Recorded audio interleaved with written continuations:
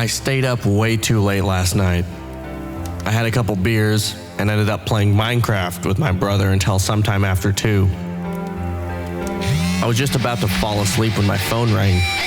I answered because it was my boss. Hello? The other end was silent. I racked my sleepy brain for a reason that he'd accidentally dial me, but right before I hung up, he spoke. Hey, buddy. We need to redo the recording that we did today. It was strange how he said it, almost robotic and way too staccato. Okay, what time? Same time, he responded with the same slightly off tone and delivery. All right, have a good night, I said. But he just hung up. I set my alarm and tried to get to sleep. The day started out like any other. I woke up, took a shower, and wolfed down a quickly thrown together breakfast. As I was walking out to my car, I heard my neighbor up on the second-story balcony cough. A second later, a horn played on his phone, and he laughed. A creepy feeling of deja vu washed over me. Hadn't that happened yesterday? As I got to the top of the stairs, leading to the parking lot, I turned back and briefly looked at him. Seeing him slumped over, watching TikToks or something, as he seemed to do all day, every day. And he's probably just doom scrolling, and I can't quite judge. I too fall into the trap of mindlessly scrolling sometimes. I made it to the studio and rushed to get everything set up before the voice actor arrived for the recording session. He showed up about 5 minutes early and introduced himself to me again. Hey, I'm Cole, he said as he shook my hand. Maybe he just forgotten me already. I mean, I'm just a worker at probably one of hundreds of studios he's been to, so who knows? I reintroduced myself, and we got to recording. The session went well, but what I experienced next, I can only describe as a fracture in reality. First, I bumped the coffee that was just getting to the right temperature. Some of it spilled on my leg. Damn it, I say as I try to keep the liquid away from the electronics. While trying to scoop the coffee back into the cup, I cut my hand on a screw that was poking out of the desk, and I could have sworn wasn't there before. What the hell? Hey man, are you all good in there, man? Cole asks. Yeah, just give me a minute, I say into the microphone as I grab for some paper towels. In the process, I knock the microphone off the table, and it lands on the interface, breaking the top panel, allowing my coffee to seep in. Shit! I reach over to turn the power off, but the coffee creates a bridge between the live voltage and my hand. Voltage courses through my body, and for a split second, I'm locked in place, unable to free my spasming muscles. With a supreme effort, I throw myself back, finally breaking the connection as sparks fly. I hit my head hard against the table, and my world momentarily fades. I feel myself falling. I shake myself awake again and watch, seemingly in slow motion, as an extra microphone stand falls over into the left speaker, puncturing the large driver. I take a moment to gather my thoughts. I stand there in front of the door, shaking and in a panic. I bury my face in my hands. Fuck, my boss is gonna kill me and then fire me. Maybe the other way around, I say to myself. I was dead tired, and that was the last Keurig pod. There are a few sodas in the mini fridge, but I really just wanted that coffee. I don't like the jitters that energy drinks give me. There's nothing like a hot cup of coffee. Well, anyways, as I go to walk Cole out, I see what looks like a dark figure behind him. Or maybe it's just his shadow and I'm seeing it from a weird angle. I rub my eyes again, and it's gone when I look back. Hey man, you killed it today. It was nice working with you again, I say as I open the door for him. Yeah, hopefully I can again. Have a nice day. He turns to walk towards his car. That's when I saw it again. That dark, shadowy figure right behind him on his back. This time I was sure it wasn't just my imagination. When suddenly 2 white orbs revolved around the dark shape, like eyes, my stomach dropped, and I broke out in a cold sweat as they seemed to glare deep into my soul. Once he disappeared around the corner, I headed back inside and started getting the studio cleaned up. All I could think about was getting some more sleep. Pulling up and parking at my apartment, I saw that a guy was still up there on the balcony, but standing behind him was one of those shadows. I focused on it intently, not daring to get out of my car. It was pressed up against him, with its arms going into his back. He didn't seem to even notice it as he continued scrolling on his phone, the ever-present cigarette smoldering in his hand. And those two white eyes widened and focused on me. At that moment, I felt as small and vulnerable as an ant under an elephant's foot. Sweat beaded and rolled down my face, but I refused to look away. It shrieked, the darkness parting, revealed a splintery forest of hundreds of sharp teeth amongst a somehow darker void. Deathly face hole. I shivered, exiting the vehicle and quickly making my way into my apartment, where I locked both deadbolts. What the hell were those things, and what were they doing? I realized that no matter what, I didn't want to get on the wrong side of them. I grabbed the 9mm off the bar counter and put it into the waistband of my pants. I retrieved a glass from the freezer and shakily filled it with bourbon. Drained half of it, retched, immediately felt nauseous and ran to the bathroom. Everything stopped when I looked into the mirror. There was one of those things behind me. When I had looked at the one behind my neighbor, it seemed to notice me when I made eye contact with it. So, trying not to aggravate it, I pretended not to notice it. I walked back out to the kitchen, collected my thoughts, took another big drink from the glass, and then quickly reached into my drawer and grabbed a knife, and thrust it back behind my head. I immediately heard a petrifying scream and felt an indescribable sensation, both painful and freeing. I still struggled to find the words to describe how it felt as that thing came out of my soul. It stumbled back, bumping into the counter, knocking over my water pitcher into the sink, grasping at its face where I'd stabbed it. After a few seconds, the thing removed its hand, if you can call it that, and I could see that I'd destroyed one of its eyes. It lunged to my left and looked towards my back. As it put a hand on my shoulder blade, I felt it connecting, infiltrating. I felt violated, heavier, and losing a part of me that I had never known that I had. I tossed the knife to my right hand and turned, swung the blade down, slicing through its arm. It tried to grab me with the other hand, but I was faster. I watched as the other severed arm cascaded through the air and splatted down to the ground. "Oops, sorry," I said in a mocking tone. It faltered and fell back against the fridge. Looking at where its hands used to be, it slowly started to disappear. It looked at me and screeched one last time with that ear-piercing voice. I searched the web trying to find out if anyone else had seen or experienced anything like this before. I saw a few comments on a Reddit post saying that something was hiding in plain sight and feeding off of our energy.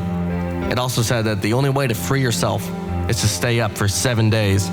Well, that's not completely true because I just gotten rid of the one on me by killing it.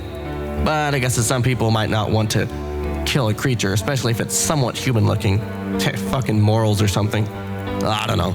They can sit around being sucked dry of their life fluid if they want, but I won't. Just then I hear a knock at my door. I make sure to look before I open it. It's just an Amazon delivery guy. I open up the door, and the guy just hands me a box before saying, "Have a nice day, sir," in that same cold, lifeless voice my boss had used when he'd called me the night before. I step back and start to close the door, and the guy sticks his hand in to prevent me from closing it. I try to slam the door on his hand to make him take it out, but I just end up breaking his hand, and he doesn't stop or leave. Instead, he, or whatever it is controlling the man, pushes the door open with an impossible amount of force. It flies open, crashing into my shoe rack, breaking it and scattering them across the floor. With its mushy, broken hand, it punches me in the chest, making me step back. Searching for anything, I see my drink. I grab it and splash the creature in the eyes, and then launch the glass at the man, which only bounces off of him with a painful boink. The glass then falls to the ground and shatters. I ran around the corner into the kitchen and got the knife again. And as I look up, I see the guy stepping on a shoe and falling. I took my opportunity and I stabbed the creature right between its eyes, this time fully plunging the knife in, killing the creature. I shook the guy, checking to see if he was okay. but then I saw the shard of glass in his neck. Damn, I just killed the one guy who is now free. I got up and relocked the door, and luckily so, as I immediately heard scratching on the door, followed by a howling screech. I stepped back and contemplated the travesty of the situation at hand, and then remembered that there was a dead body on my floor. I looked at the body and thought about how I was going to explain this and what I was going to do with it. I decided to call the authorities and said that the guy had broken in and tried to attack me, that he slipped and fell, which wasn't wrong, but the next day, the crime scene investigators discovered the blood residue on the door jamb, and they questioned how true my story was. I still saw those creatures behind everyone, but all they did was stare at me and smile with impossibly large grins. The police arrested me and put me in custody. I waited for a court case. They had evidence that there was a struggle at the door and that I had attacked the man first. All the inmates, or their demons, were always taunting me and saying how no one would ever believe me or my crazy story. My cellmate Madison was the worst, because in the little time we had together, she had completely blown off my story. You're fucking crazy, she said, tossing her red hair back out of her face. But for some reason, she had agreed to stay up to prove that I was tweaking. 2 nights before the court case, the creature that was inhabiting my cellmate tried to attack me as I was nodding off to sleep. The thing pulled out one of its arms and slashed at me with its devilish claws. I punched it in the jaw and it went flying out of her, sending it crashing down into the next cell. It just got back up and scrambled over to me, biting me in the lower leg with its hundreds of teeth. I screamed out and tried to get it to release its jaw, but it wouldn't budge. Finally, my cellmate walked over, stomping on its neck with immense force. It spasmed down on the floor for a second or two before slowly fading away. Just like the first one I had killed that had been attached to me. She stared at me at horror, sorrow filling her eyes for not believing me before. I explained to her that because she had done that, she would now be on top of their kill list, just as I was. I'd rather literally die than let those things back into me, she said. The next night, an officer came to my cell, saying that I had a visitor. A man walked up to my cell door and then looked towards the officer. Without saying a word, the officer gave an understanding look and responded, "Yes, sir. Of course, sir." as if they just had a conversation. The officer walked away, left me alone with the man. Hello, Damien. I will be your judge in the upcoming trial. Now, we both know about the oddities of the story that you're telling everyone. Whether or not that is true, it doesn't matter, because we can simply change what everyone sees and knows. You, however, we cannot just change with a major mind. So, unless you decide to change your ways, we will have no other choice than to eliminate you. I sat there and looked around and saw all the other inmates looking at me, their shadows staring with their big, plain, unchanging white eyes. I looked at Madison and then turned back to the man standing on the other side of the bars. I don't give a fuck about anything you say. I will never stop fighting you and all your your demons. And it's not just me that you have to deal with now, because I know how to free more people. And I will not stop until you are all dead and sent back to hell where you belong. I spit as Madison added in, We're not gonna join you and your cum-sucking demons, or whatever the fuck you things are. You underestimate us and what we can do. he said, turning away. We can make anything you want happen. Walking up the stairs now. Think about what you really want. Endlessly sitting in a cell, or a better life. He said, now out of sight from a distant part of the prison. A door shutting, echoing, and then silence. I look over at Madison, and she understands my look before I even say anything. Ain't no way I'm gonna let those sadistic freaks touch me again. They literally have like 8.2 billion people that will try to kill us.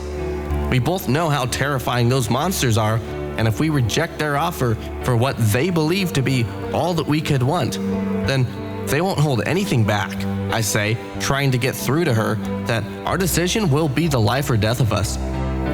If what he said is really possible, then we can have whatever we want. What are you even in here for? I asked her. Well, I used to be a hairstylist, but I accidentally fucked up this brat's haircut, and wouldn't you know, he had really rich parents that sued me and got me in a lot of trouble. They could drop those charges and you could just go back to your life with like a better job. She stood there with a perplexed look on her face, and then she finally replied, No, I just can't live with those things. There's no way. The next morning, I'm taken from the cell and put into those handcuffs. You know, the ones that are like connected to the ankle chains? It's kind of badass, I'm not gonna lie. I was led to a cruiser and then taken to the courthouse, placed in a room at the back of the building. After what felt like an eternity, well, it's probably more like 5.5 hours, a lawyer entered the room along with the judge. They brought up chairs, they plopped down a massive folder. The judge started speaking. Mr. Spencer here is the lawyer appointed to you for your trial, though it doesn't do much good for your chances of convincing me that you're innocent. Nor would he really do anything for you besides say what we already know to be the truth. At best, you'll be put in a mental hospital and will live the rest of your life as an insane person until you decide to conform to our ways. The thought of being locked in a cell or an asylum for any amount of time sent an involuntary tremor through my body. Last night, you said you could make things better.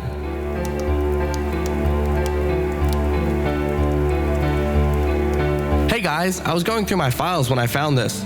I don't remember any of this stuff happening or when it happened. I guess it must have been from like back when I worked at the studio. But that was like 3 years ago, and I left the studio when I got a break and started working at Audible. I do have a friend named Madison, but I didn't meet her until like half a year later after I started working at Audible. So I don't think there's any possibility of, this being real. I brought it up to her, and she thinks it must have just been some crazy story I wrote one night when I was drunk. But I mean, shadow figures? What are we, 5? That's some crazy shit. Anyway, reading through this made me want to start reading stories like this and maybe just like do this as a part-time gig. I think it would be fun to delve into these weird and unexplainable stories and share them with you all. So thanks for tuning in. Thanks for listening. And until next time, get some sleep if you can.